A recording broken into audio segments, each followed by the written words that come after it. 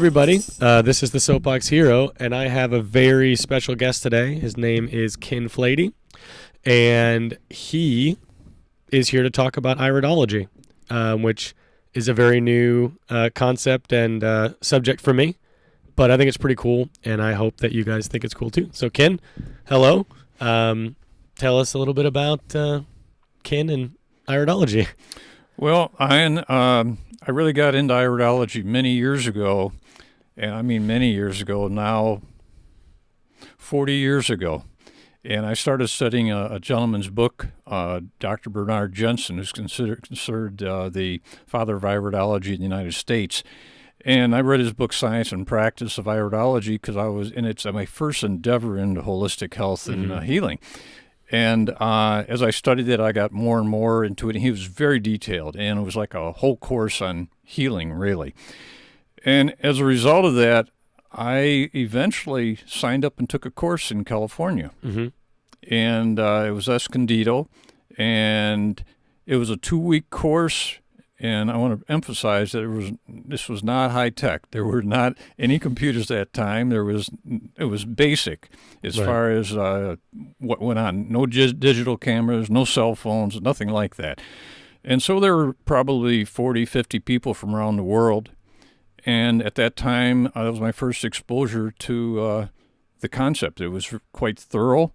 And at the time, I was married and had kids, and I really never really applied it adequately after that, because you get involved in life. Right. I was a civil engineer, and I shortly after that became a professor that I was for 16 years in construction engineering technology and mechanical engineering technology. So I have a strong technical background. So I'm involved with life, taking care of family and things like that. And this always was in the background, but I didn't do anything with it. And I did a few things, but nothing really to keep it as a type of profession or anything like that. And time went by, and then eventually, before I retired, I was riding with an individual, and it was a long trip from Eureka Springs, Arkansas, and I talked about iridology. And after talking with my friend, I said, I thought, I really should do something with this. I mean, I know a lot about this stuff. Right. And so I ended up looking into it, and I took an upgraded course in 2010 in San Diego, and Dr. Jensen had died, but his now daughter-in-law was running the show. And so, again, there were people from around the world, and I took an upgraded class in that. And at that time, there had been some significant changes. There was the international practice versus the American practice. And Jensen had a concept which was different than the international practice. And his was based on a lot of experience. And so there was a shift that occurred at that, and it made a difference. And that'll come out when we talk about iridology here. And it's actually a significant shift. And it makes the iridology no less valuable. It just puts it on a more, actually, if you want to say it, a more scientific kind of basis. And a more, maybe scientific isn't the proper word, a more organized, totally accepted basis that fits in with science. Okay. Cool. Well, without further ado, let's jump into we got a slideshow prepared. When you're viewing this, if you end up viewing this on YouTube, I'm going to try to put some visual aids up of the things that I'm looking at so that you can follow along when we reference one of these things. Sure. Yeah, go ahead. Okay, so on the slide, I indicate that iridology is a alternative medicine practice, and really into holistic health. They use the term on the slide, and they use diagnostic. And again, you got to be careful. This is not an AMA type of system. Okay, this is a system that is alternative, and they use the term diagnostic, and really the appropriate word would be an analytic to analysis. When you hear diagnosis, it's like a doctor diagnosing a disease, that's a no-no. So what you do in here is you look at the iris, and you look specifically at the colored part of your eye. not the black, dark pupil in the middle, although you can look at the pupil, and it is sort of part of it. And then around your iris, you have your white of your eye, which is called the sclera. We are specifically looking at the iris, which is the colored part of the eye. And you'll see that in iridology, there's considered to be three basic kind of colors. There's, quote, blue, there's the brown, dark brown, and then there's one called biliary, which is really mixed. And those are the three particular types of colors. Now, when you start seeing the pictures in the show, you're going to see that there's not a lot of people with pure blue. Right. And brown, and very dark brown, are interesting and difficult, in my mind, to work with, but they're just as valid and proper. Now, you look at the overall health patterns in the eye, and really what the iris is, it's really a map of your body. And over a long period of time, and starting back in the 1870s, there was, I forget, his name was von Paisley, and I forget whether it was in Czechoslovakia or something like that, but he initially started creating a iridology chart. And in Europe, there's a lot more iridology. In fact, before I talked to you, I was doing a little restudying, and I read some information from this class I took in 2010. They said there's 5,000 iridologists in Russia. Wow. And that was 2010. And in Europe and in other areas, they don't consider this stuff to be woo-woo. Right. It's valid stuff. So they integrate it in a way different than American system does in that regards. So that's the overall understanding. And what I guess I should say now is that I told you I took the class with Jensen back in 1980. And at his time, he really believed that what happened is when you did an analysis of the eye and you find out what was going on, he thought the eye would indicate what was wrong with the eye. And if you change your diet and change this, that you'd see a change in different aspects of the iris. And there are some things that change, but not as many as they thought. And this was a core part of his program. That's why you studied so much about the body and anatomy and physiology, because you want to see how it's going to affect that way. Right. Well, boy, did that change when I went back in 2010. They don't do that anymore. So 30 years later. No, the international system doesn't do that either. And so what they really, you get down to the core of it, you got this map of the eye, you do the evaluation, but what the eye really provides is your genetic predisposition. And you'll see more of that as we go along. And whenever you have a predisposition, it's like a potential. It doesn't mean you are going to get that, but it indicates that you have the potentiality there, and if you don't take care of things, it might go. You'll maybe a higher potentiality, would you say? Let me put it this way, maybe another kind of way. When you look at the iris, it's a map. You use the map, and you look at a person's iris, and what you're looking for is you're going to find out strengths and weaknesses all over the place. And I think a proper philosophy looking at that is when things don't go well with your body, generally they're not going to happen where you have your strengths in your body. Right. It's going to happen where your weaknesses are, just like the weakest link in a chain. And so that more adequately might describe what we're talking about when we talk about probabilities. Right. So in other words, if we're looking at your iris and you have an area that indicates a predisposition for weakness in that area, that's the thing we watch for. And then, of course, you talk to the individual and you find out what's going on. And would you say that, so for instance, let's say like hearts, right? If everybody has a probability of having some sort of heart issue, right? Yeah. But if, let's say, my eye, which, spoiler alert, we're going to pull up my pictures of my eyes and we're going to go over all of my weaknesses, and I have not seen them yet. So either I'll be really sad or I'm not sure. We haven't gone over what the results are yet, but you've had them for a week and you're reviewing.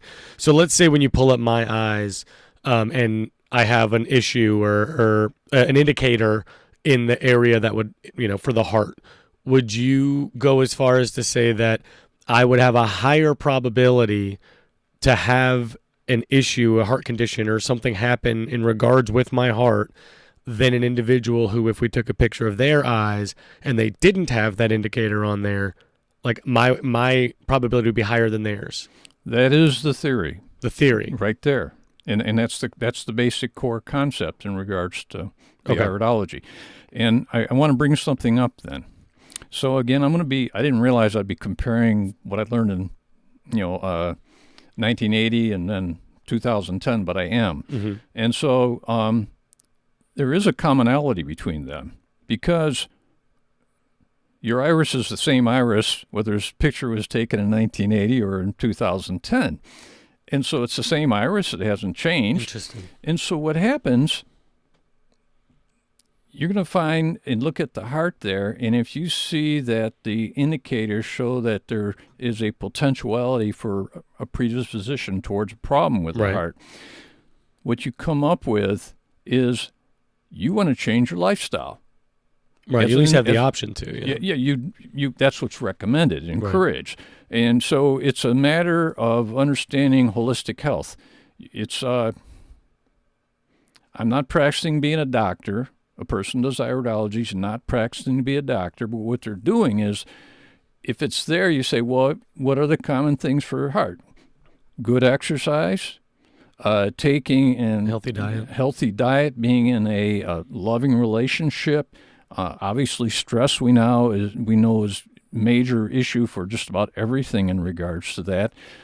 Inflammation's a big deal. Mm-hmm. And so what you do is, depending on where the issue is, you're looking at the iris, you end up looking at or recommending or suggesting would be a better word of you may consider going in this direction and do this or do that.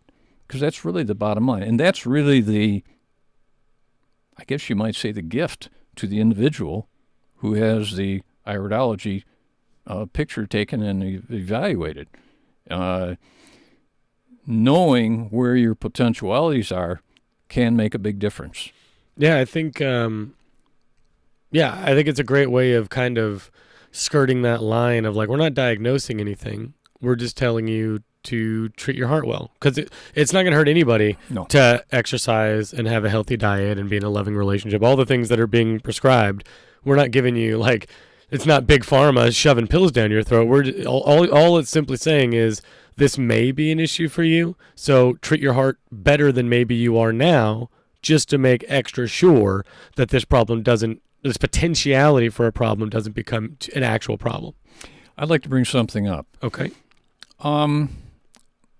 There may be people listening to this who don't know anything about iridology, and all they know about an iris is from a distance looking at a person. Mm-hmm. And like, I'm looking at you right now, and you're looking at me, and if you were going to say anything about my iris right now or me about you, we have this general kind of thing. Yeah, it'd be very superficial. It's very superficial. Like the color or the hue or what have you. You don't see any details. Right. So in iridology, you have to get a very detailed picture, very close up, with a good quality camera if you're going to take a picture. And so like, if I couldn't go like with my friend with my iPhone and just take a picture of someone's eye, it's not going to be the type of quality that you need to be able to examine the things that we're going to examine today. Is that accurate? Well, what surprised me, I had a presentation a few weeks ago, and what happened was the people afterwards were using magnifying glasses and a little pen light to provide depth. And this one individual used the pen light, and he took his modern current cell phone, and he took a real good picture. Now, when I say real good, though, it wasn't necessarily the total iris. And there were a couple of points when he said, what about this? And he could blow it up a little bit, but I couldn't see the detail in that part there. Mm-hmm. And when you take I'll say a professional camera or a camera that's designed for taking an iris, you get the whole iris, and you can then zoom in and look at it and really see totally clearly. Now, the picture was really good, and you can gain a lot from that, but you may not gain it all. Right. And so it was a good picture considering it was a phone that took it, but it wasn't quite where it needed to be to have an accurate analysis. Yeah, it was a real good picture. Mm-hmm. It really was. But it wasn't. Good job, cell phone manufacturers. You did pretty good. Not good enough, but you did pretty good. And so it does take a special camera, and we have some images that we're gonna go over together, and that I'll throw up on the screen for the viewer to see as well. Is that right? Yes. Okay. Awesome. And So right now we're looking at one, and I put this up early in the slideshow because not that we're going to actually evaluate and look at it, but when you look at detail, I mean, when you see a picture of a close-up picture that's focused and large, like just so the viewer or listener can understand this, we're looking at a picture on a screen right now on a computer that's probably the diameter of the iris is maybe, would you say that's 4 inches, 5 inches? It's big. It's a pretty big eye. Yeah, it's the majority of the screen here. Yeah, and what you do is when you look at that, there's a lot of detail, and you start seeing a huge variation. Now, when somebody looked at this iris from the distance, like just looking at your friend and talking to him, it looks like a dark blue eye probably. Right. But boy, when you get this detail here and you start looking at it, you go, my gosh, you see details that you just didn't expect. Yeah, so many varying colors, so many varying shades of this bluish. I mean, there's just some light, super light blue that almost feels white against some of the dark blue. And there's shapes in there. Yeah, for anyone not like looking on YouTube, it really kind of like when you see a stereotypical like a tree and you see the roots, how they kind of just like spread down into the grass. It kind of reminds me of that on some of these on the right here. Mm-hmm. They just kind of look like tree roots or plant roots. It seems like stringy, like fibers, is what it kind of looks like. For anyone that doesn't go to YouTube and so view this. Let's go to another point then, since we're talking about this again, and this is focusing more for the listener who understand this. Mm-hmm. Every iris is very unique. Mm-hmm. Like a fingerprint. Like a fingerprint, exactly. Sure. And now, if someone is really, really healthy, I mean, they were born with very few genetic predispositions. Probably that person's been very healthy in their life. Now, if you take two people side by side who were born with very good genetics and everything else, yeah, their iris will look similar in some ways. But almost across the board, when you start looking at a person's iris, they're all unique because they have their stuff, their blueprint, so to speak, their fingerprint of who they are. And so we're all unique, and therefore, since we're so unique, the iris is also unique. Okay. Mm-hmm. So when I had this class, and I liked this slide, and I put this in here because they had this right in the beginning of the class. It says, when we look into another person's eyes, we should look with reverence, honor, and respect. And you may say, yes, I should do that all the time, right. Ideally speaking. And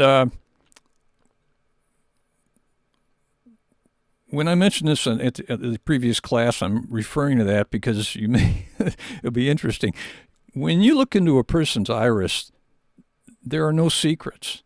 There's no like putting a coat on. You're only going to see this little bit or this about me. You can't use a Snapchat filter and, well, now it's a prettier iris because there's sparkles or whatever around it. Like your iris is your iris is your iris. Like whatever that shows you, right? It's total. It's I use the word naked, and it's a really valid thing because people are appalled to say, "Oh my God, you stripped total down." Right. And here I am showing outside. Well, iridology even more so because when you look into the iris, you're not just looking at the outside of the body; you're looking inside the person's body. I mean, there's total honesty, we'll say. Right. What you see is what you got, and so if you think about that. When I, as a person who takes the pictures, I need to honor you. I should deeply honor you because you're allowing me to look at something which is really quite personal. Yeah, very private. Private. Yeah. And so reverence, honor, respect are very apropos. Very apropos. Well, all you YouTube viewers better keep that reverence and respect in mind when they show my eyes on here. Don't be a dick.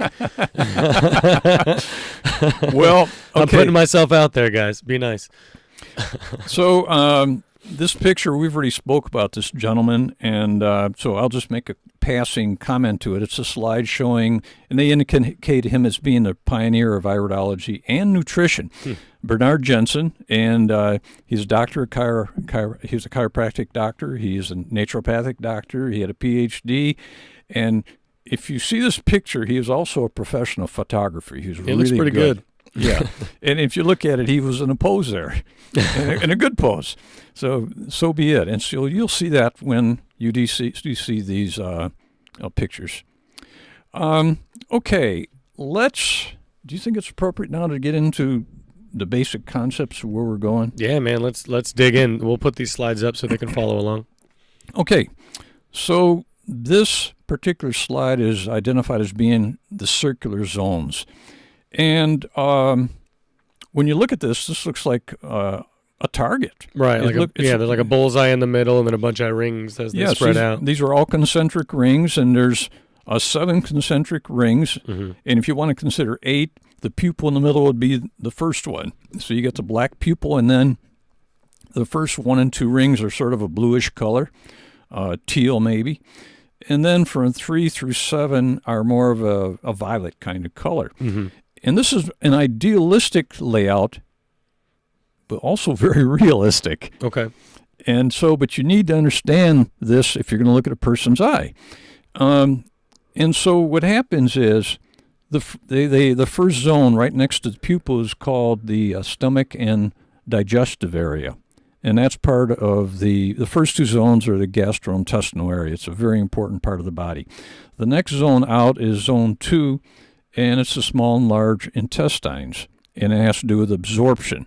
So if you think about, this is absolutely critical, and this goes back to the idea of anatomy and physiology. That's where your health starts. That's where you start feeding your body through that. Mm-hmm. And so problems in your gastrointestinal area, stomach and intestines and all that, are very significant in regards to how well you're going to be healthy or not.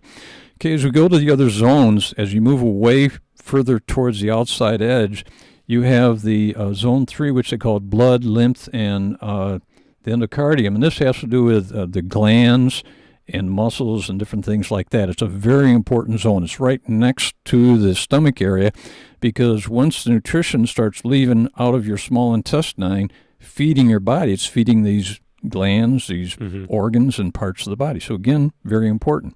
Next, zone 4 is the muscles. They use the word utilization. Next zone is 5, bones. They use ultimate utilization, which is odd, but that's the word they use. And then zone 6, and we're getting very close to the outside edge of the iris, mm-hmm. is considered, they use liver. I always call it the lymphatic zone with the lymph system. Okay. And the lymph system is very important in the body. It's something in modern, even most people in medicine don't talk about it a lot, but it's really important. And then finally, the last zone on the outside edge is the skin area, and they use orifices and like that. Well, you think about it. You're going from the center, which is at the core center of the beginning of the digestion, and you're moving all the way out to the outer edge of your body. Mm-hmm. And this is, of course, we're looking at one right now. This one we're looking at could be your right eye or your left eye. One other thing I'm going to mention here, and maybe I'll mention it again later. When you look at this bullseye, so to speak, right now, that pupil's mm-hmm. right in the center of the eye. And when you look at these pictures of the iris, the pupil almost is never in the center of the eye. It's slightly offset. And here's how it's offset. In the left eye, it's going to be closer to the nose. And on the right eye, it's going to be closer to the nose. And so whenever you look at an eye, look at the pupil, if it's a little, whatever direction it's closer, narrower, it means it's next to the nose. I can tell by looking at a person's eye, even if I don't know the person, whether it's a right eye or left eye. Why is that important? Because you got a right side and left side of your body. And quite honestly, and we're going to see it with your iris, your right side is different than your left side. Is there a reason why it's not in the center? I feel like most things in nature try to find that balance of center, and I think it's interesting that the pupil wouldn't be, because the optical illusion, when you look at someone's eye, it's definitely in the center, but the fact that it's not, that's is there a reason why? Does that change? Does it move? Or is it just there always? I've never asked about that. I never thought about it. It's a very good question. In the logic, I agree with you totally. And obviously, we've looked at a lot of eyes from distance, and we never think of it not being in the center. Right, yeah. But you looked at it. And we've even talked about this, and I didn't have that question until now, but that's really, that's weird. Mm-hmm. We'll have to follow up on that later. Anyway, that's really going. interesting. Let's keep going. So this idea of these zones are really important. These zones are idealistic, but when you start looking at a real eye, you're going to find they get moved around, distorted. You still have the zones 1 through 7, but you'll see in here when we go on. They may not be perfectly proportioned the way that this picture is. Okay. Not at all, yes. Sure. Okay, we next go to another slide now, which is really Busy. busy in the core. Wow. I indicated to you that, the iris, really it's a map of the body. And Right. this chart identifies these parts of the map of your body. And right now we're looking at this chart with a right eye and a left eye. And when we were talking about history, somebody started making charts. Mm-hmm. And the first charts that we know of were back in the 1870s, and they were in Europe. I've seen one that was entirely in German, and they had words written on it. And it had obviously the same locations in reality. We know more and more about the body, so we have more detail. And this one, of course, is in English. It was from Dr. Jensen. The reality of the matter is, I'm familiar with this, and I took classes with him quite a bit and learned about his method and what he did. But you could pick a lot of other charts and use them. Just, you mean like if you find another chart, it doesn't have to be this one chart? It doesn't have to be this one chart. It's Okay. what you get familiar with and comfortable with. Sure. And so this is the one I'm using. And it's a matter of, let's face it, be realistic and practical. If this is true, whether somebody else develops a chart or there's 5 other charts, they still should all be saying the same thing because your iris isn't changing. It's still identifying the parts of the body. So here's something really important to bring in before we even look at this chart. So you're looking at the chart. You can see this. Yep. I mentioned about foot reflexology and hand reflexology. Yes. Some people know about these. Some people know more about foot reflexology than hand reflexology. Well, the iris is also a reflex organ. And what we mean by reflex is if you did a massage of a person's foot, there's a map for that foot. I mean, when you take a picture and you have a little card and it shows you when you look at the bottom of the sole of a person's foot, a certain part corresponds to pituitary, a certain part corresponds to According kidney. to reflexology. According to reflexology. And when you massage or press that part on the person's foot, you're reflexly, by distance, affecting that organ, even though that organ isn't right there in your foot. It's like there's a nerve connection, maybe a meridian connection that goes back to the body and identifies it. So if you have a real pain or sore in your foot and foot reflexology, what that's really saying is there's a problem back in your body with that organ.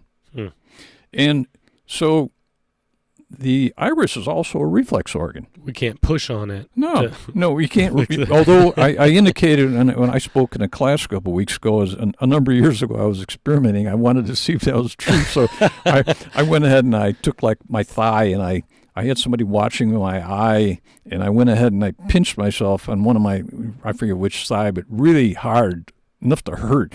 And it's like a trauma, Right. And they're looking in my eye and it was pulsing a little bit. You had to be looking at it really closely. And so obviously reflexing. So the eye is a reflex organ. Interesting. Obviously your liver's not in your eye. Right. Your heart's not in your eye. None of these are in your eye, your iris.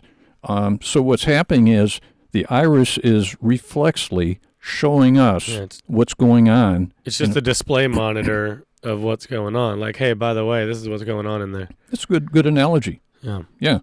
And obviously, when you think about that, there's some very sophisticated connections inside our body that allow that to happen in nerves. And the iris is connected to, obviously, all parts of the body in different ways to allow this to occur. So when you look at this chart now, we'll go back to the chart, and it's going to be difficult to verbally say this, but when you look at these two charts, the right and left of a person's eye, if you could take and push these together so they're touching and then push them together so they're all there, that's really the person's whole body. Okay. And so the left iris is identifying everything that's going on the left side of the body, and the right iris is identifying what's going on, the status of the organs in the right side of the body. And the same thing occurs with the foot reflexology. If you could take and put the soles of the feet together, you cover the whole body. Okay. So this is a map. It's a pretty detailed map. And basically, I'm trying to think of a way to easily give an initial picture of what's going on.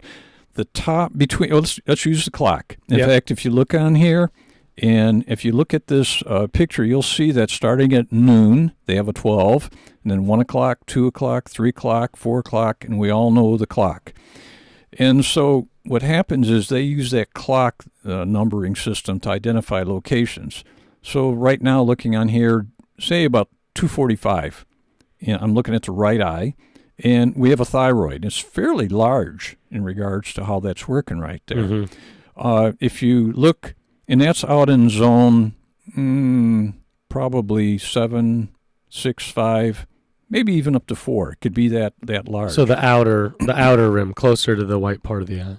Mm-hmm. To Okay. the sclera, which is the white part of the eye.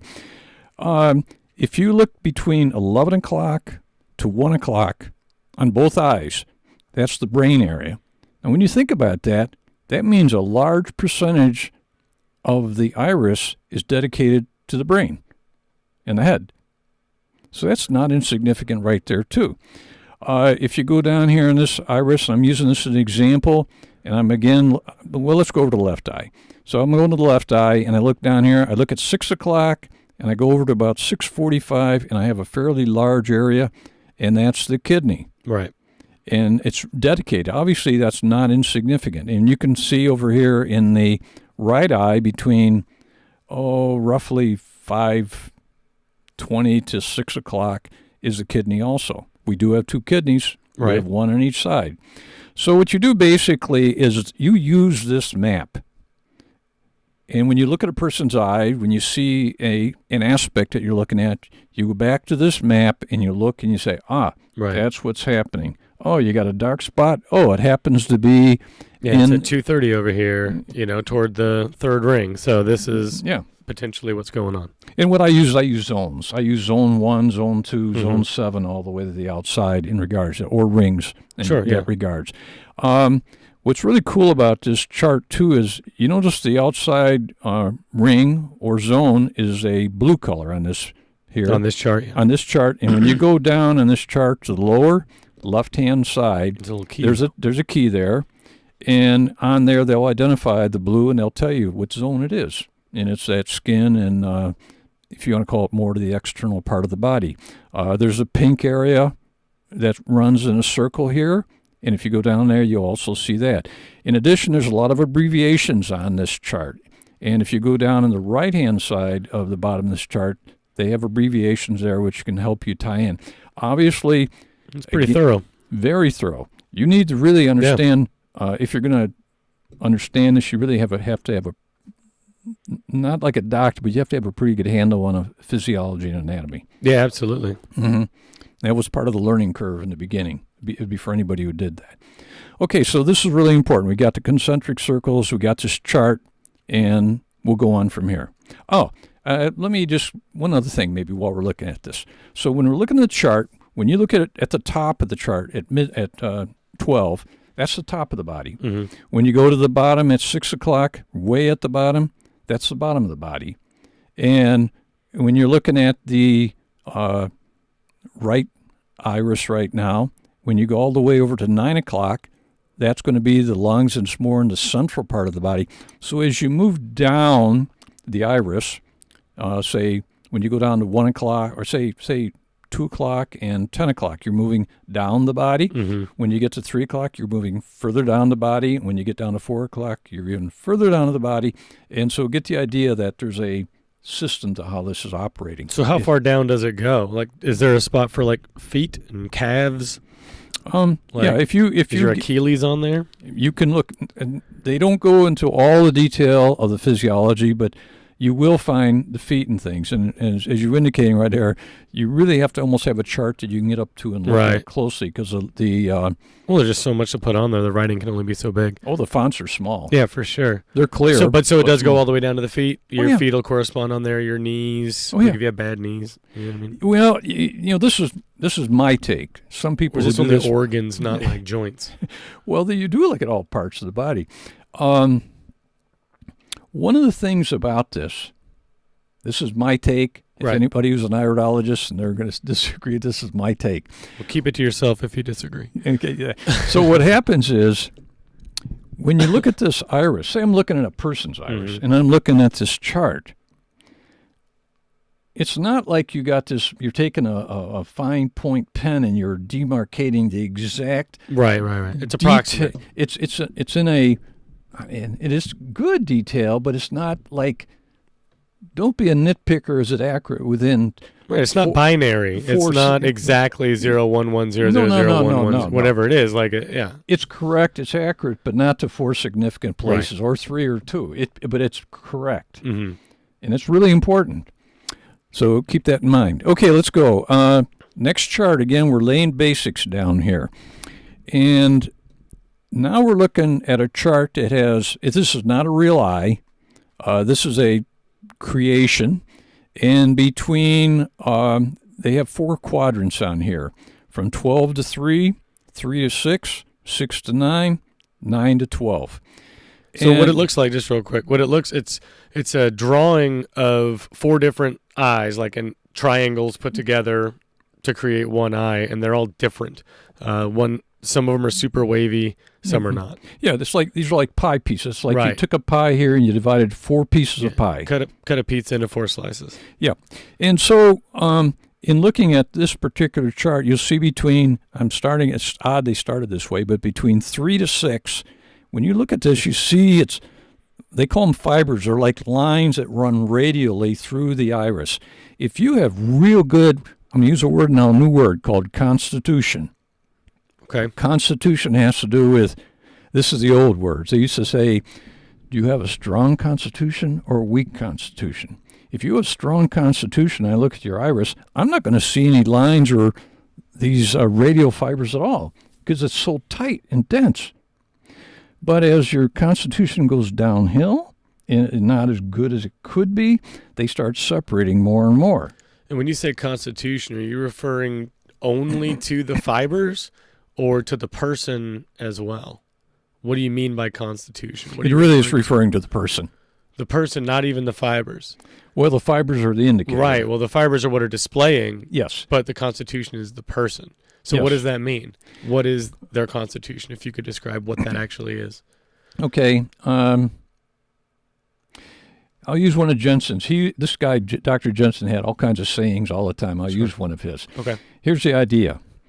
If you were made of wood and you were made of oak is known to be a very strong, dense, heavy wood. And if you had furniture made out of oak, that's like a very good constitution. Okay.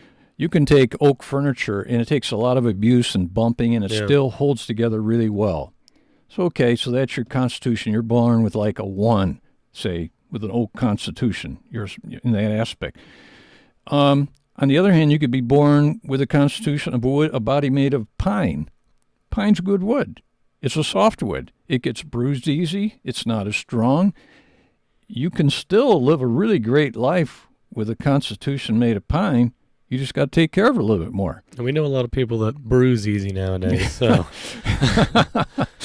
and so sorry, you pine folks. And here's an extreme that Jensen didn't use. Imagine if you had balsa wood. Balsa is pretty fragile, Right. and you really have to be careful with it. So those are probably good analogies. So sort of think of those. Yeah, that makes sense. When we look at this, so between 3 and 4, they have which would be considered they don't call it constitution anymore. They call it your resiliency. Okay. In other words, you don't want to tell somebody, hey, you got a really poor constitution. It sucks. No. You wouldn't want to tell them their resiliency sucks either, though. No. Well, you'll hear how they get around it here. So they say with one, what used to be they call very resilient, they call it neurogenic. And so what happens is the fibers are really close, it's dense, it's tight, like oak, you might say. Okay, now jump across diagonally to between 9 o'clock to... They couldn't have made it easy. 1, 2, 3, 4. Exactly.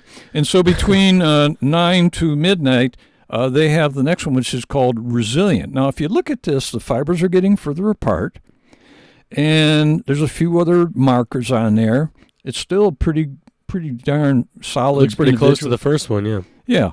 But there's definitely a transition going in a Right. little part. They call that resilient. And then when you go over here and you go between 6 and 9 o'clock, and you start seeing these shapes come in there. You see the fibers really separated, and they call this now, instead of they call it less resilient, they use the word polyglandular. So if you're working with somebody who says, "Wow, you have a polyglandular constitution," Which you hear all the time. and Like you- people at work, you for sure, they say that a lot. You go, what? and then if you let's go between noon, 12 o'clock, and 3, and it's the one that's the least resilient, and they use the Right. word connective tissue. They're having a hard time. Yeah, and basically what this means is when somebody has a connective tissue resiliency, it means that when they have health problems and something happens, they don't come back as quick. They don't get healed as quick. In fact, they may even get bruised, Right. if you want to There use you the go. word, more easily. Slang-wise, you might say about neurogenic down here between 3 to 6 might be, physically tough cookies. Okay. Yeah, sturdy people. Sturdy. That's a good word. So this is another chart, which is similar to the one we just talked at, but you notice they said rating constitution. This is the one I saw, and this is what you said earlier. They start with 1. It's really tight at about 10 o'clock, and it progressively gets what? Yeah, a little looser, a little wavier. Wavier, more Wild. And by the time you get to 10, 10's the least desirable, and 1's the most desirable. Now we got a bunch of ovals in there. Yeah. And we'll call those lacuna, and we'll come up with those in the future. They used to call them lesions, but they call them lacunas now. Well, yeah, because people bruise so easily. You can't tell them, they have a lesion. You got to make it something sweeter. Wow, you got a large lacuna there. Huh? Yeah, the one. Lacuna matata? No, dude, you got a thing in your eye. So when you have a real good constitution here, you can't even see the fibers. Right. It almost looks like silk. How often, like adults, like, so when people are born, so right? So like if I take a picture of like a toddler and I get a close up good image with a good camera and everything of a kid. Yeah. Are they going to already have these big giant lacuna, or is that something that develops? Like how soon do you start taking pictures of babies as soon as you have your baby, take a picture so you can say, okay, like they're predisposed to these things, so let's hit it now instead of waiting until they're 30 or 40 and finally discover this thing. Like, would that be something? When does this start? When is that accurate? It actually it starts when you're born. But the reality of the matter is when you take a picture's iris, the person's got to keep their lids open so you see the whole iris. Right. And with a child like that, somehow you're going to have to be able to keep their iris open. If this was the difference between my kid having like the most healthy life ever or not, I'll pin them down and spread their eyes open. For a minute, I would that's wait a little bit of trauma. I'd wait, say 3 months. Okay. 6 months, something like that. 2 years old. Yeah, and go that. And it would be interesting too to see what happens. So yeah, it should work that way, and you could be able to look at that. And would it change though? So is every toddler born with a 1 to 2 really tight concentration of fibers? I was going to get into this in a couple of slides later. Okay, well then ignore me. So, but if whatever whatever they are born with, should that maintain through their whole life? Yes. Here's what I want to say though, and it might be misleading what I said. When you look at an iris of a person, say yourself or myself, right, my constitution may not be uniform through my whole eye. Okay. So some areas will be tight and some loose. The fibers may be really tight in parts of my eye, and other parts it may be more open. Generally, it's fairly uniform. But what happens is that they have a term called rarifications, and it's like, say I'm making up a number, between 230 to 315, the fibers, that pie-shaped section, has the fibers a lot further apart than the rest of the eye. Well, that's a part of a less resilient individual or a weaker constitution. We look for that. Right, in that certain area, and then that would correspond to something on the chart, right? And that tells you that that particular part of the body does not have the same resiliency or strength. Sturdiness, whatever word you want to use. Okay? Interesting. Okay, but yeah, so it should, if I take a picture of a toddler when they're 40, it should be pretty darn close. It shouldn't have changed or morphed or like. That's right. Interesting. Now, again, since this is going to be a short interview relatively, Right. you can always get in the details. There are certain things which can change in the eye, but not much. Okay. And again, these are just details you get into. A person would know which ones are steady and which ones not. Okay. Are we going to get to that in the slide at some point? Which things are sturdy and which things will change? I can get a list for you and tell you what they are. Okay, cool. It'll make sense. Yeah. So this slide here is a cutaway section of an iris. Mm. And there's a black curvature on the upper right here, and that's basically near the pupil in the gastrointestinal area. And then you got these bluish lines going down to the outside, and within those you got these, what would you say, eye-shaped kind of shapes there in black? What would you call those shapes? I don't know. I don't know, oval, maybe like a teardrop almost. Teardrop, but on points in the end. Yeah, points on both ends, though. Both ends. Those are what used to be called lesions, and those are those roundish, I call them footballs in the past. Yeah, they could look a little bit like that, yeah. And these are weaknesses, and that's where the fibers are separated significantly, and they actually have shapes in those this way. Now, what you can't, and I want you to look down here in the front. As these footballs, these lacuna, right? That's what they're lacunas, eye-shaped things here, as they get darker, they get closer to the bottom of your iris here. When I'm looking, now here's a big thing that comes in with the iris right now. We'll get into more. A person looks at your eye, we're looking for the darker part of the eye, not the pupil, but within the iris, we're looking for anything that's darker. The darker it is, the less vitality, you might say. In any kind of medicine, AMA medicine, holistic medicine, you have acute versus chronic. Acute's like when you get punched in the arm and it puffs up and it goes down hopefully in a couple of days. That's acute. Chronic is when it's been long term, and after a while it's failing. It's not responding, so to speak. Okay, and so the darker something is in the iris, it's getting more to a situation where it's not a proper word, but it's the best closest I can get to. It's like more of a chronic situation. Pay attention to it.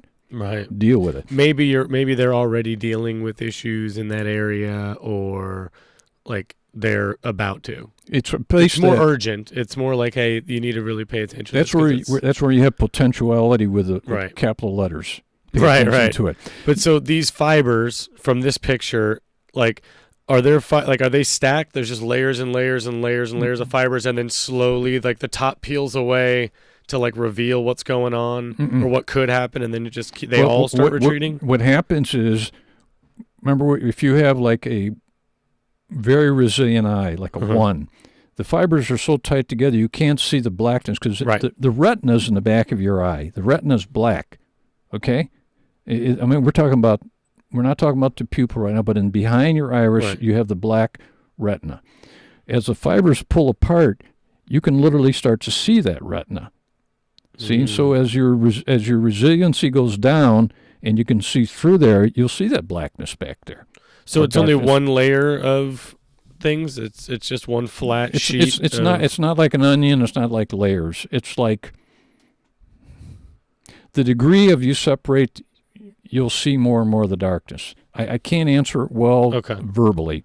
It's the best I can do. Okay, no worries. So on here, I want to show you one other thing that the viewers may not or see. Right here, there's a hump. It's like a mountain. When somebody punches somebody in the arm, I'm using this as an example, it puffs up. That's called inflammation. The blood rushes in there. It puffs up. Acute means temporary. And so what happens is, where I'm pointing at on there right now, that's an acute area. It's whiter, and it actually lifts higher than the rest of the iris. Interesting.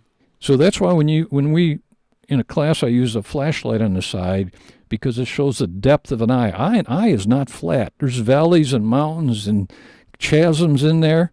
Interesting. And the high mountains are where the acute situation is. And when it's more chronic, you'll say, it goes down deeper and you get more of the valleys and chasms.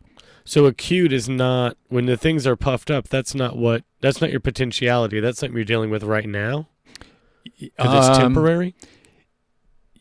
Basically, yes. What happens is, instead of saying acute, we may talk about inflammation, because in our current world now, we've realized stress and inflammation are really important. Mm-hmm. And inflammation is basically where you got a lot of blood rushing to something, it's puffed up, you don't have good blood flow through there and healing potentials.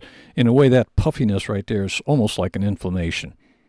It's something you want to pay attention. You want to reduce inflammation and you want to reduce stress. So like if I had a stomach ache, or like I had something going, like, you know what I mean? Like what would be an example of like what kind of ailment would show up as inflammation? That may not be, what I'm sensing what you're leading to potentially is that something that's very responsive real fast. Mm-hmm. I'm not sure really where it puffs up is as responsive as you're talking about. We're talking about in a longer frame of things. Okay. It's okay. Perfect. Go from there. Okay, let's go on. So this is now an actual iris. It's a blue, and this one's very uniform. And this is a person I actually met and took a picture of. This is my picture. Those 4 little dots in the middle of the pupil are from the fiber optics, and so when I take a picture of the person, they're not getting blind with a flash. The fiber optics provides a diffused light that doesn't blind them. And notice it's in the pupil, so I have the rest of the actual iris to look at. When you look at this particular picture, the first thing you see is there's a lot of uniformity. You notice if we follow the gastrointestinal area right here around, mm-hmm. and that's like there's a line. Ring 1 and 2, right? Ring 1 and 2, zones 1 and 2, which is the gastrointestinal area. In the picture, we talked about the concentric circles. We talked about how nice circles they were, and I said, well, yeah, that's really true, but it's not really exactly that way. Right. So you'll see that this person, the name of the dividing line between zone 2 and 3 is now called a collarette. It used to be called an autonomic nerve wreath.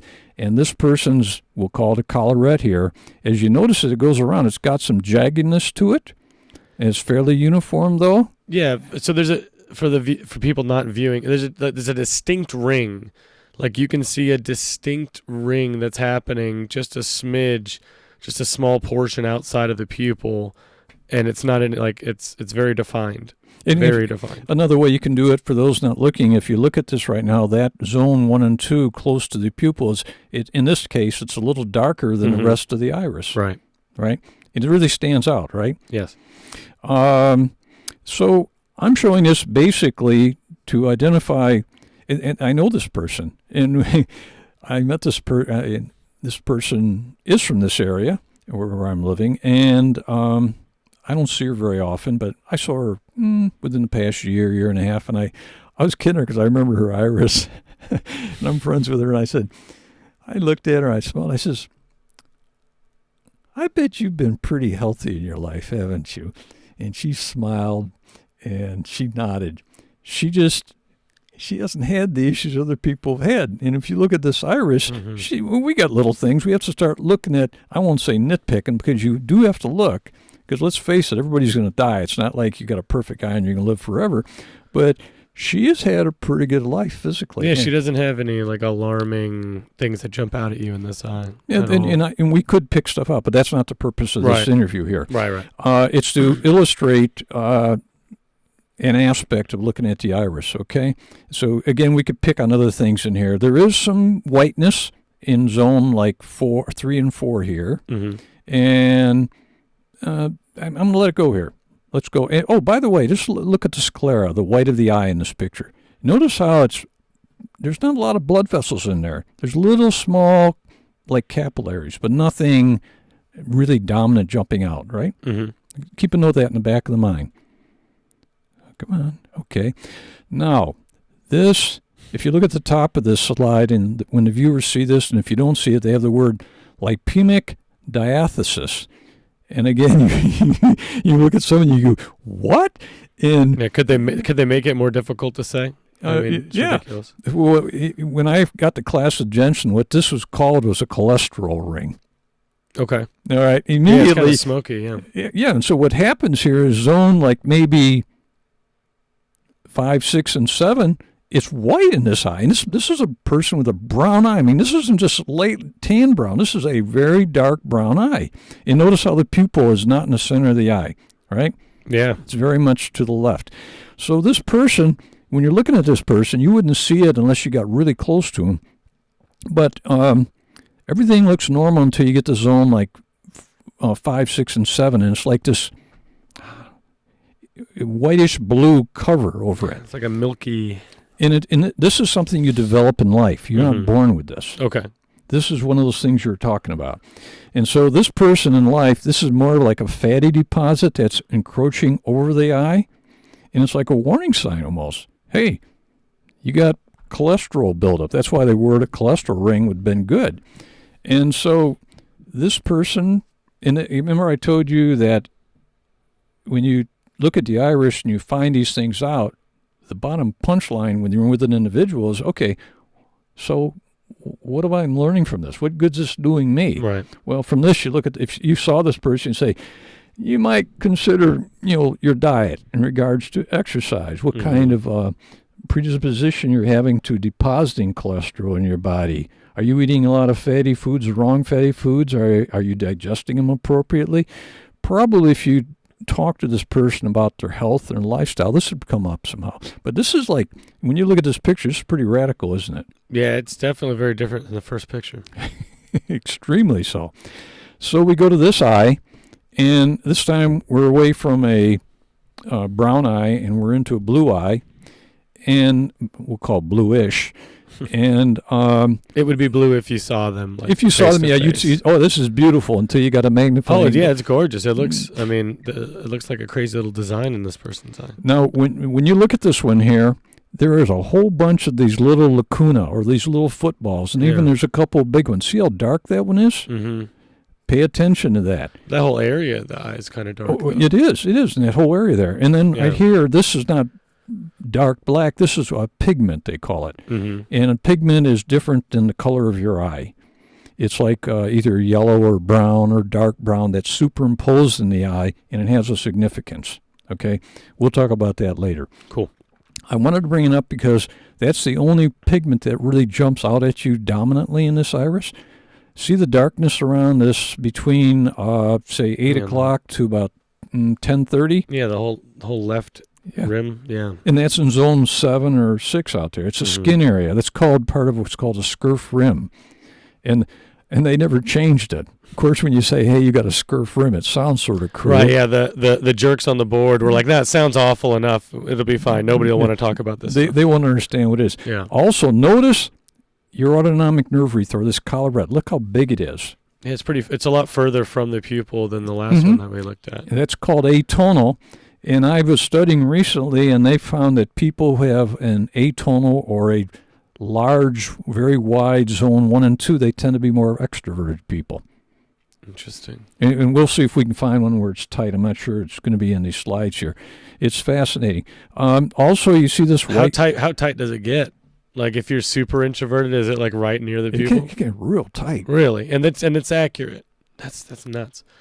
That sounds crazy. You just look like. Oh, I've had it where I have a person I took a picture of, and watch the cursor on here.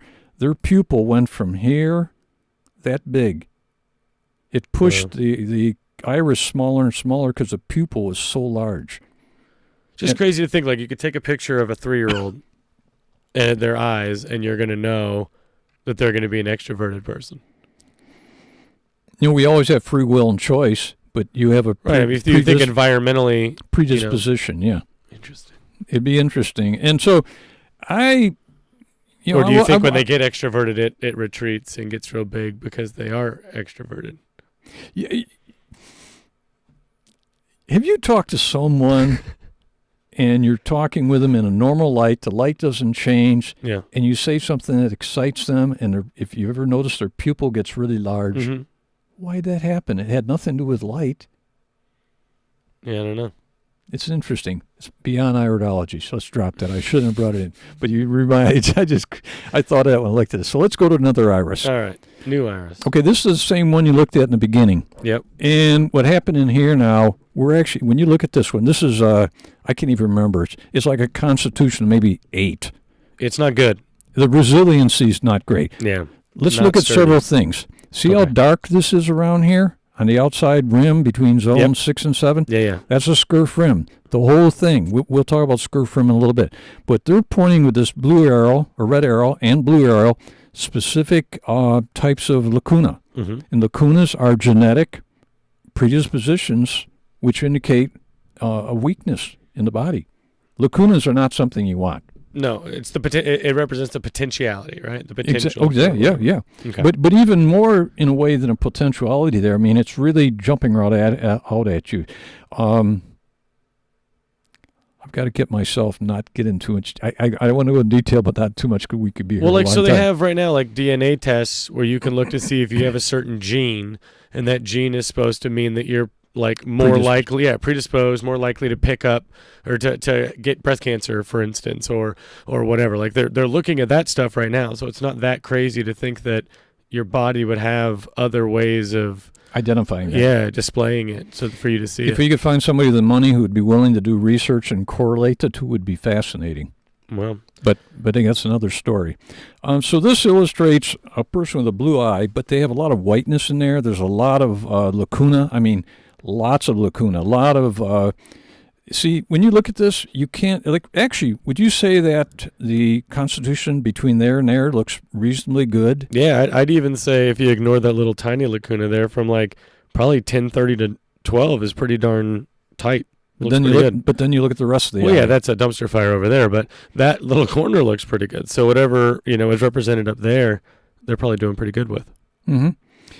When you go back to the idea of science and proving, and maybe we can't, in a science basis, prove all this thing adequately to a lot of people, but after you've looked at a few irises, your questions got to come up in your mind. You start going, what the hell's going on with this stuff? I mean, why are they vary so much? What is going on here? Yeah, you can see this. There certainly would be a lot of correlating evidence. It just that old correlation isn't causation, but I mean, at a certain point, what is science but observing what continually happens over and over and deciding, well, this is the best explanation that we have for it. Nothing's proven. It's all theory. I mean, I don't know. Let's keep on going. Yeah, okay. So look at the We're not sclera. gonna break down science Look at the white of the eye. Yeah. And look at the sclera in this person, and you notice how many blood vessels you see. Now they're not large, but there's a number of them. Mm-hmm. And we're not doing a study of sclerology. There is a study called sclerology, which is a study of the sclera of the eye. We're just doing iridology, but there's obviously correlation. So let's go beyond here. And this one here we're talking about, they called collarette, or the autonomic nerve wreath, which is that divider line between zone 2 and zone 3. I like that wreath. I think that's a really good descriptor word for what this looks like. For people that aren't watching this, it looks like a damn Christmas wreath. It's not exactly circular, but it's round, but it's not like super smooth. It looks like it's connecting like a bunch of nerves together, or whatever these things are. In fact, when you look at this autonomic nerve wreath between like 11 o'clock down to about 8 o'clock, it's actually fairly round there. Right. But then you look at the rest of it, and it's jagged. In they're studying the shape of this autonomic nerve wreath, or collarette, is another aspect. And so you look at a person's that aspect of it. Now, what we're looking at here, though, is I want you to see that black spot right there. Remember, we were talking about black meaning not as good and white is more acute. See these spots here? They point to a part of the body.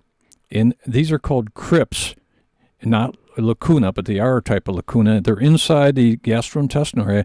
That means in the core area of the body where you digest and assimilate foods, you got some significant issues. And so this person here, right there, they have one pointed out.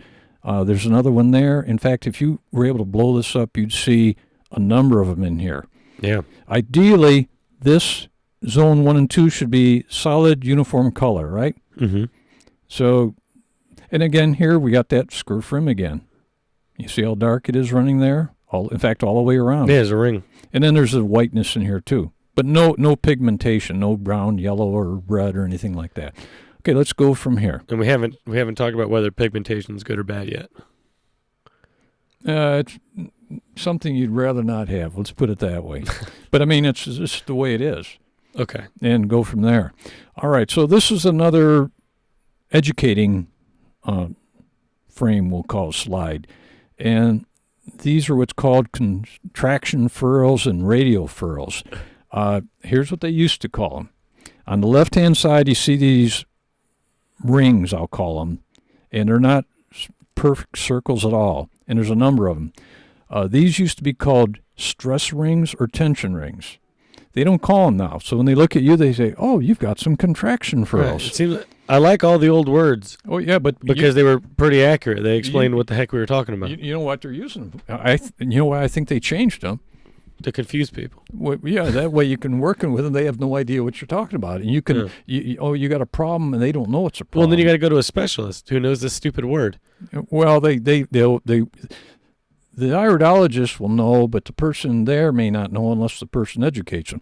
Now, over here, these are also these contraction furrows, but they're radial. They go like the spokes of a tire, going out, and they go out from the pupil and out towards the outer zone 7. They can be start at the pupil. They can start only in zones 3 through 7, and there's a number of them there. They are called radii solaris, and they call them radial furrows now. Let's see. Rather than talking here, well, I'm going to read down here. I'm a little ways away, and I have to read this with you. They say radial furrows indicate a deficiency in nerve energy. Now, that might be tricky to define, okay? I can do it, but it all takes time. And then the next sentence says toxins are not easily released from these radial furrows, and parasites may dwell there. Now, when they say parasites, you know what parasites are. Parasites are one of those things in the United States that's not talked about. Not me.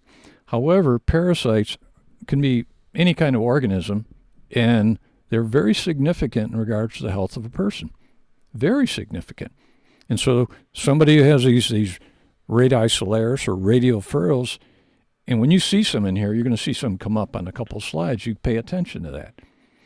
And they're the kind of people they want to do. They may want to do some significant detoxification, whether it's colonics or whether it's fasting. So it's something you can improve. Radial furrows you can improve. These long. Well, you can't get rid of them, but you want to try to cleanse them and keep your body as clean as you can.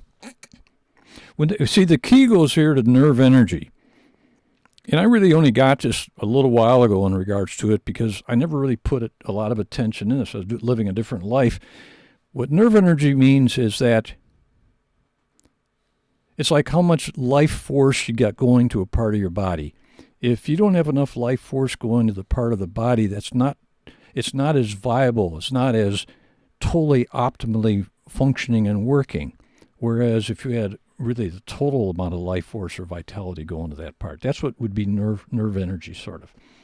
So, like your heart's if it was your heart, for instance, Good you example. just have a weak heart. Your heart's just not getting enough from your body to get Fire, for optimal operation. Nutrition, blood flow, maybe the whole thing. Right, oxygen levels. And so, therefore, what happens? That's a weakness area. And remember, your weakest chain. Right, yeah. And sometimes you're born like with these radii solaris or radial furrows. You're born with, which they're not going to be erased. You're not going to get rid of them.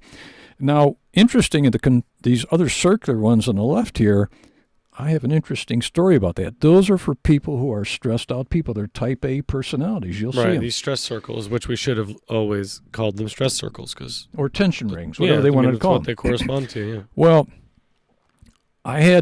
when I was taking the class at Jensen in 80 or whatever it was, I had a severe cold. I mean, sinus cold, really, really bad. And he took a picture of my iris not with a digital camera, and I have so many of these contraction furrows there, stress rings, and my body was under huge stress. Mm-hmm. And some iridologists say, well, you were born with that. I don't have any stress rings right now. None. Zero. I've had my eyes taken pictures off and on over time. I don't have any. So I think... So that's one that can go away. You can improve that one. I'm going to say that from my point of view. From yes. your experience. Exactly. Interesting. Although maybe, but that shouldn't be across the board, because maybe my stress was caused by something that if I got rid of that stressor in my life, my contraction furrows would go away. Whereas somebody else may have something which is, how do you want to say it, in their body physically, which is stressing them, which they can't get rid of. So it all depends on what the cause of the ring is. Interesting. But for mine it went away. How do you tell the cause of the ring? Or is that you don't? You go basically when you find somebody who's got a lot of these circular... Ask them lifestyle questions? Yeah, you say, hey... start learning how to do meditation, learning how to do deep breathing, maybe maybe these neurotransmitter, that you can take care of in regards to brain function and things like that. Right. Learn how to chill out, maybe. and you have to. And I got to admit, I used to be more of a type A personality. Right. Age will do miracles with that, won't it? Trying to stay ahead of that curve. Okay, so let's get away from here and look at some real pictures. All right, cool. Wow. So here's a person. You don't even know this person.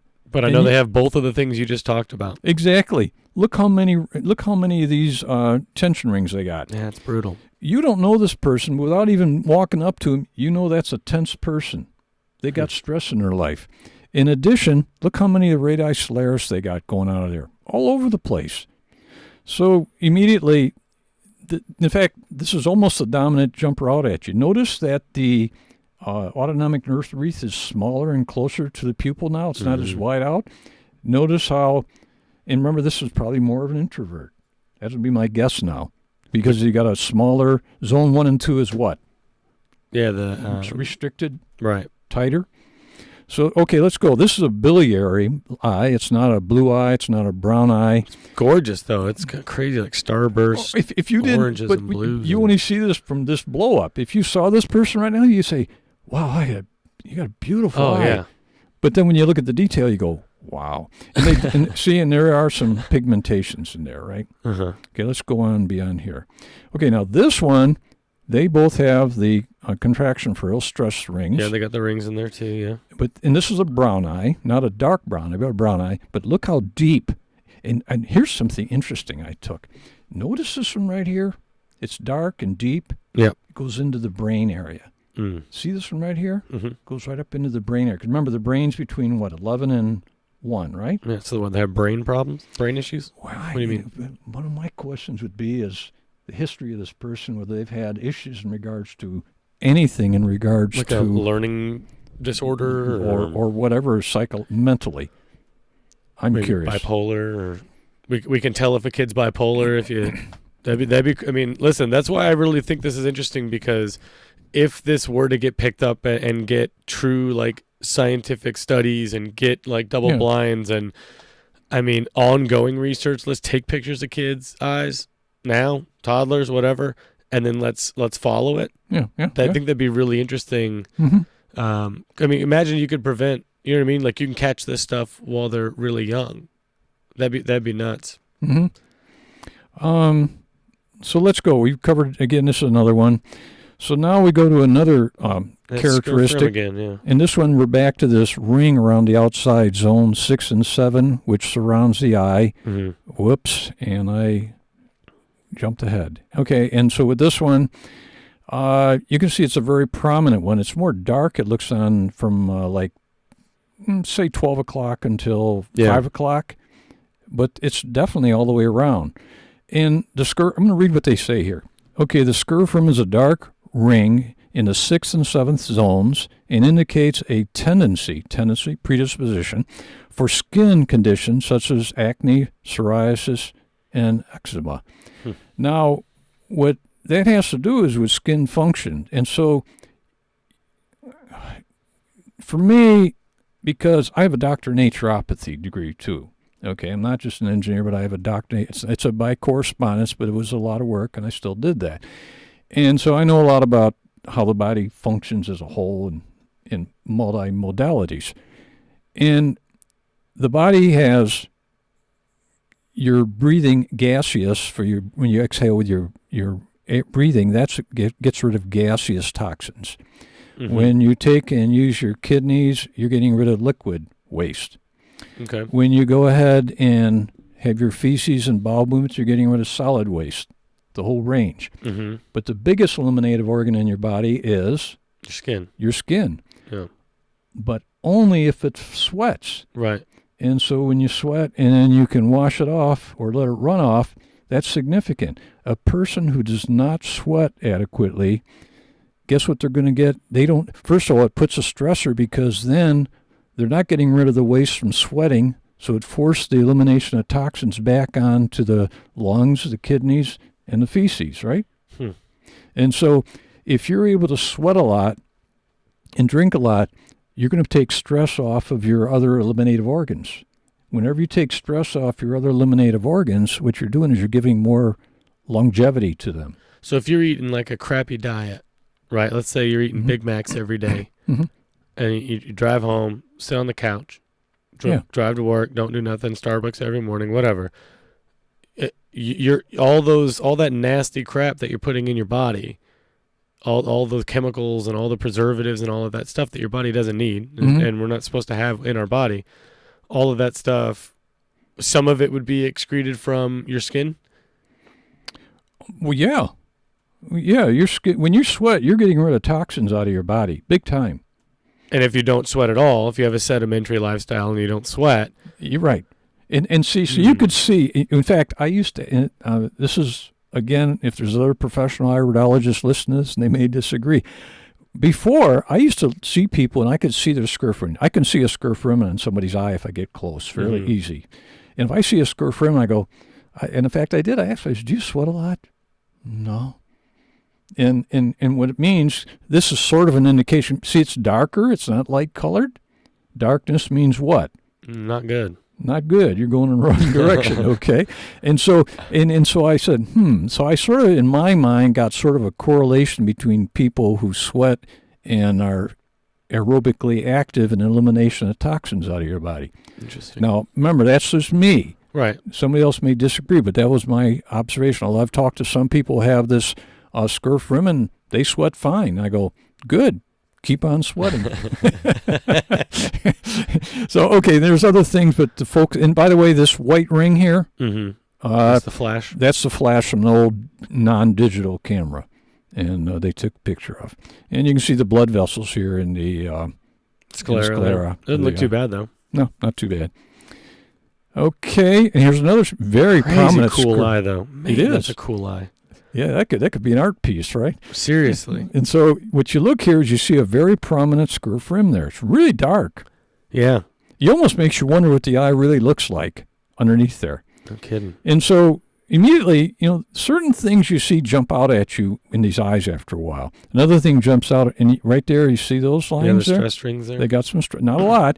They used to say when I had the class, if you got 5 or 6 stress rings, man, a person's got that many in their eyes, you said, man, they better get help. Yeah. I mean, go smoke a joint or something. Go calm down. Go find relaxation in a park. Or go get help.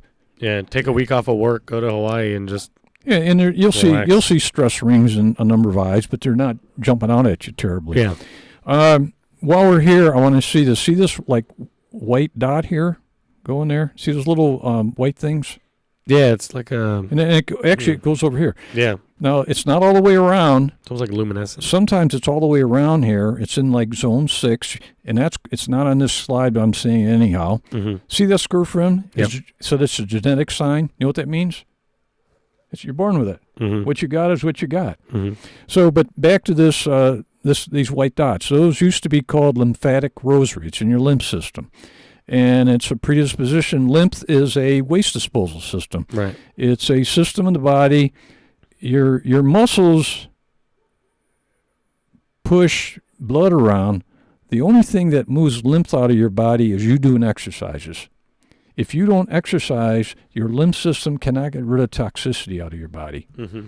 And so people who have lymphatic rosary, they have a problem potential right off the bat with lymphatic issues, and they're the kind of people they need to do exercise. They need to drink a lot of water because your lymph is it's a waste disposal system in your body. And lymph nodes, a lot of people get cancer in lymph nodes. Right. Well, think about it. It's a waste collection area. If you're not eliminating...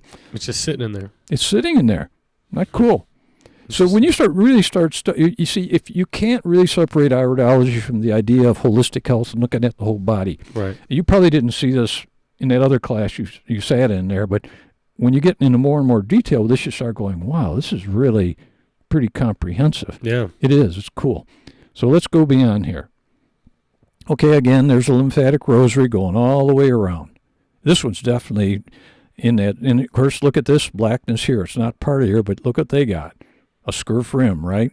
Yeah. And let's read what they say here. Always notice where the tophi, they call it tophi now, not lymphatic rosary. Okay. So it's a tophi. Notice where the tophi are located. There will be greater potential for lymph congestion in those areas of the body. So what you do is you go back to the map. Mm-hmm.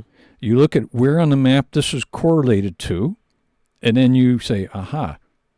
In fact, you can massage the body. You got lymph glands like underneath your arm there. Mm-hmm. You can massage those. There's people who are massage therapists who specifically work with massaging like lymph nodes and things like that, the lymph system. Of course, that's a substitute for exercise because remember, when you walk, run, do anything, you're stimulating the movement of the lymph glands. That's why when some people work out and they start coughing and spit up, phlegm and stuff like that, because they're activating the lymph system. It isn't like an accident. It's not terrible. It's actually good. Right. Yeah, you're eliminating all the crap that needs to get eliminated out of your body. Yeah. Well, not all of it, but you're getting whatever. You're heading in the right direction. Yeah. So again, this is from a flash from a camera. Yeah. And again, you can see how much detail this eye would take some work to really analyze. Okay. There's a lot of stuff in there. There's pigments right there and all that. So let's go from here. Okay. Because they call this rarefication. The word rarefication up there means one thing. It's where the fibers of the eye are separating. If you look at this iris, by the way, there's a lot of nerve rings or tension rings, stress rings in here, isn't there? Mm-hmm. So even though you don't know this is a person who's what? Stressed. Notice how fibers are pretty tight, though, right? Overall, the resiliency or the constitution is good as far as that goes. But however, from would you say 5 o'clock until about a little after 6, notice how the fibers are wide apart? Yeah, and darker. And then they also got a lacuna right there, right in that. And if I'm not mistaken, it's in the kidney area. Let's just read what this says. So that was the idea of looking at this particular slide. It says, in an iris with tight fibers, look for the areas where even the slightest deviation of fibers, where they're wider, not as tight. Look for rarefications as shown here by the red arrow. These areas are important for these people to care for. So what you do is, if you got a weakness in this area, in the kidney, and I think it's the lower part of your body, they should be drinking a lot of water. They should have herbal teas that are going to help detox their flush their system out. Exactly. If you got kidney issues, then also sweating. Sweating's cool. Sweating is really important. And of course, if you look in this eye, we're not analyzing an eye, we're ignoring everything else. But again, you can see the tightness of the autonomic nerve wreath in this person. Right. Isn't it interesting? The other one that had a lot of stress rings is also tight. I wonder if they're both more introverted people. Anyhow, let's go beyond. It's all interesting. It is kidney zone. They tell us it's kidney zone. Okay, so let's go here. I put this in because I actually took this picture. And it's like, wow. And there's a lot of pigmentation issues. There's a very significant lacuna right there at about 6 o'clock. That's a big one. Mm-hmm. And there's another one there. And they don't have any radii solaris. They don't have any stress rings. They don't have any lymphatic rosary. But they definitely got this color. And brown has to do with the liver. And your liver has to do with detoxification. Your liver is the detoxifier of your body. And you can do liver cleanses, too, by the way. You can do kidney cleanses. You take specific diet for a few days to take care of those organs if you want. Now, what you want to look at here, too, well, there's some more darkness right over there. But if you look at this person's autonomic nerve wreath, it's very jagged, and it's very dark inside there, right? Mm-hmm. I mean, compared. And again, probably if we could get a closer look at this, probably they have a predisposition for, and they've always had it, of their gastrointestinal rate. That's the kind of people, they can't just eat anything. They need to chew their food well. They may need to have digestive aids. They need to really take care of the body from the get-go. Remember the idea of pine versus oak? Right. This would be an example of that. Yeah, and if you don't find out about this till you're 40, 50 years old, you're going to have a lot of bruises already. Yeah. So, I put this in for me. I didn't take it out, but I'll put it in here. But they also talk about the cholesterol ring. In here they call it a cholesterol ring. They also call it corneal opacity, or what's the other one? Lipemic diathesis, whatever the heck it was. Anyhow, they tell you milky white appearance, covers any of the iris, zone 6 and 7, potential fat, higher blood cholesterol levels. Well, if you have that, it's also tied into heart issues, right? Right. And it's something they need to pay attention to. This one's different over here. This is not this. It's not the cholesterol ring. This is a bluer zone. It's actually not really on the iris. It's really attached to zone 7. It's sort of bluish, and they call it a circulatory ring. They used to call it venous congestion. For once they did something. Yeah, I was going to say they moved the right direction. They made it simpler. That's the first time. So they indicate sometimes a purple haze, congestion in veins and arteries. What that means, blood doesn't flow as well. Are you familiar with viscosity? Yes. Okay. Thanks to my geology class where I learned about volcanoes. Well, high viscosity doesn't flow well. Like heavy oil does not flow well in the wintertime in your car. And low viscosity means it flows like water it could. Right. Well, what this has to do with this congestion, it means is that the blood, for example, is not flowing well between the veins and the arteries because they need to drink more water. There's certain supplements will actually help your, quote, viscosity. So it's interesting. Okay, let's go from here. Okay, you had asked about pigments. Yes. And I found this chart, and I put it in here, and they really don't address this adequately. And yet, who's they? The experts who are in the overall picture of who are really, I mean, I'm not an expert. I'm a person who knows it, but I'm not in organizations. I'm not. Right. I'm not. You're not sitting on in meetings with Jensen regularly to find out what's going on. Exactly. And so what happens is, so what do these pigments mean? Straw yellow. Well, straw yellow is a light yellow. You know what I mean? Okay. And it's like, we're going to see it in somebody's eye in a little bit. And it means disturbed urinary metabolism, often found close to the wreath. The autonomic nerve wreath or collarette. If you have a dirty yellow, which is obviously heavier and thicker, long-term inflammation or low-grade infection.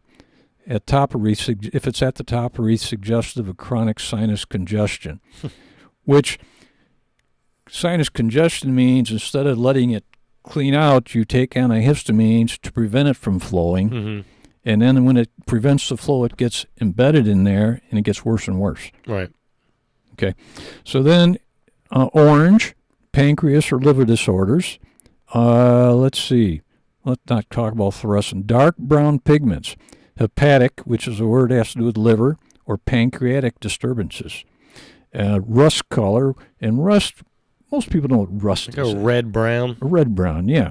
Again, they indicate here blood sugar disorders, but they also indicate hepatic deficiencies. Like diabetes or... So really, these two, even though they're dark brown versus a reddish brown, in reality, they're almost saying the same thing here. Mm-hmm. Blood sugar is tied in with pancreatic disturbances.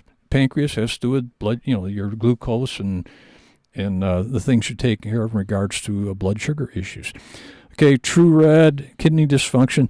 These ones down here, these last three, they say have to do with your sclera, if you see it in your sclera. And Okay. so for now, we're going to pass on those. Cool. Okay, so this is the table you need to get back to be able to identify what you got. Pigments, yeah. Let's see if we're done. This is a person with, they call it central heterochromia. I looked around trying to find out what this is, whether they're just born with it or whether it's caused. It's obviously brown. This is you mean like a different color on the inside of that wreath than the outside? Is that what we're talking about? Well, yeah, this one's got a rusty brown in the middle, so if you're going to go by their protocol, this person has a genetic predisposition for like what? Big time issues in regards to liver and pancreatic stuff. Right. So, see, they don't really say. We will learn more about this in our other lesson, other slideshow that they have. I took this out of part of a slideshow I had, and then I added my own stuff and created some to get it. So what jumps out at you is you see this. But again, you can look at these and you can see certain things in here. Lacuna, you can see scurf ring, you can see some nerve rings there. So it's a matter of where you focus. But anyhow, let's go beyond here. This is called a ferrum chromatose. So ferrum is iron, and rusty steel creates, the rust color. And so you see this in this eye, and they saw some very dark ones here. So this is pretty, It may look pretty from a distance, but if you get up close and start looking at this, you go, wow. It looks like those deformations on those old like Western photos where like just in the corner is just this weird like dark spot for no reason because pictures sucked back then. Yeah. Yeah, that's what it looks like. Yeah, but this was done with fiber optics. So obviously this was a good picture. I'm playing with you. It's on a wanted poster for Billy the Kid. I'm sorry, I shouldn't have done that here. But they do have some stress rings or nerve rings in here. But the thing that you see that, and you see in the outside edge, it's not clear, but you see it almost doesn't even look like there's fibers when you get out here.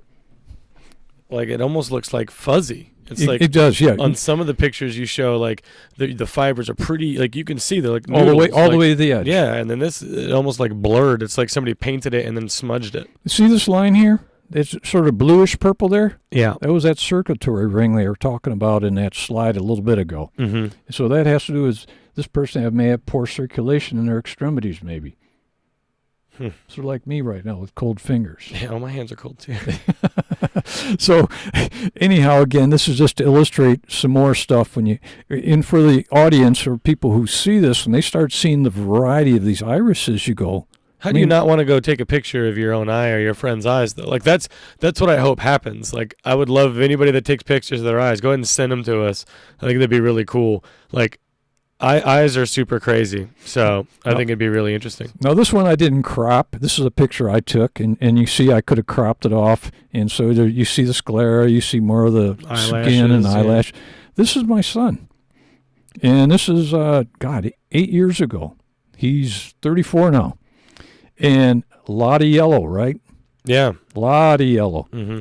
And some, see, right, look at that. See, that's almost dirty yellow there? Yeah.